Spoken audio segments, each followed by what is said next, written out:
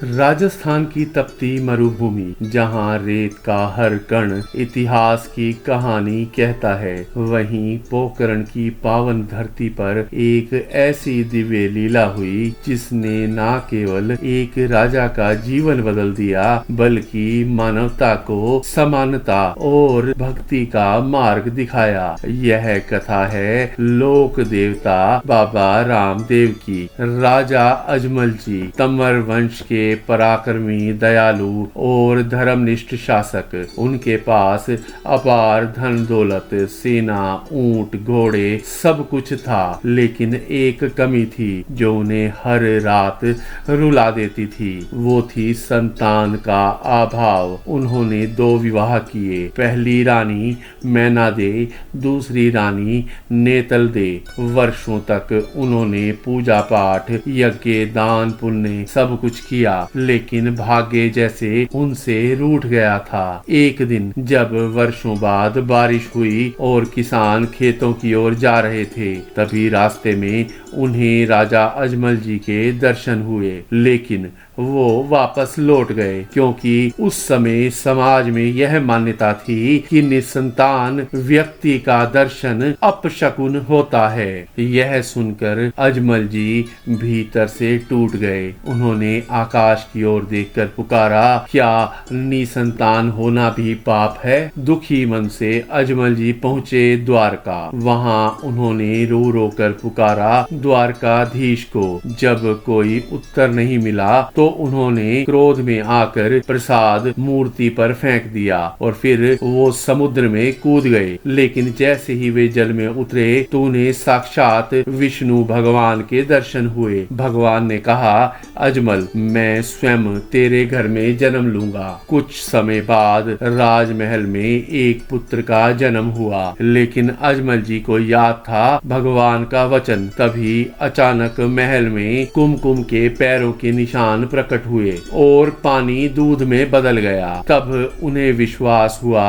यह कोई साधारण बालक नहीं है, यह स्वयं भगवान श्री हरि हैं। बालक रामदेव बचपन से ही अलौकिक थे। एक दिन उन्होंने जिद की, मुझे घोड़ा चाहिए। दर्जी ने कपड़े का घोड़ा बनाया, लेकिन जैसे ही रामदेव जी उस पर बैठे, वह घोड़ा आकाश में उड़ने लगा। पूरा महल आश्चर्य में डूब गया। उस समय पोखरण में एक भयानक राक्षस था, भैरव राक्षस। वह इंसानों और पशुओं को जीवित ही खा जाता था। एक दिन छोटे से रामदेव जी अकेले उसकी कुटिया में पहुंचे और फिर हुआ एक भयंकर युद्ध, जिसे देखकर सभी हैरान रह गए। अंत में बालक ने उस भयानक राक्षस का अंत कर दिया और पूरे क्षेत्र को भय मुक्त कर दिया।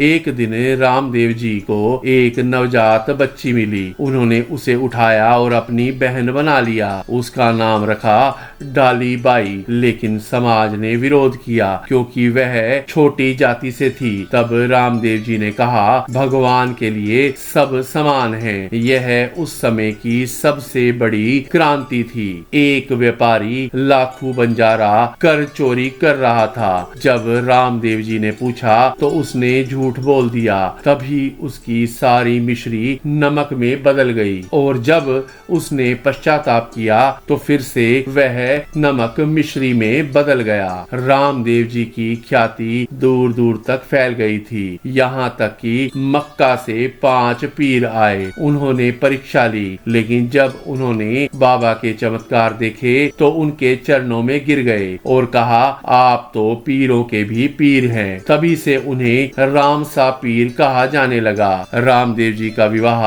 अमरकोट की राजकुमारी नेतल दे से हुआ, जो जन्म से चल नहीं सकती थी, लेकिन विवाह के समय रामदेव जी की कृपा से वे अपने पैरों पर खड़ी हो गई। बाबा ने रुणिचा नाम से एक नगर बसाया, जो आज रामदेवरा के नाम से प्रसिद्ध है। समय आने पर बाबा ने अपने भक्तों को संदेश दिया और भाद्रपद शुक्ल एकादशी के दिन उन्होंने जीवित समाधि ले ली। लेकिन जाते जाते एक वचन दिया, जब भी कोई सच्चे मन से मुझे पुकारेगा, मैं उसकी सहायता के लिए अवश्य आऊंगा। आज भी लाखों भक्त रामदेवरा में दर्शन करने जाते हैं।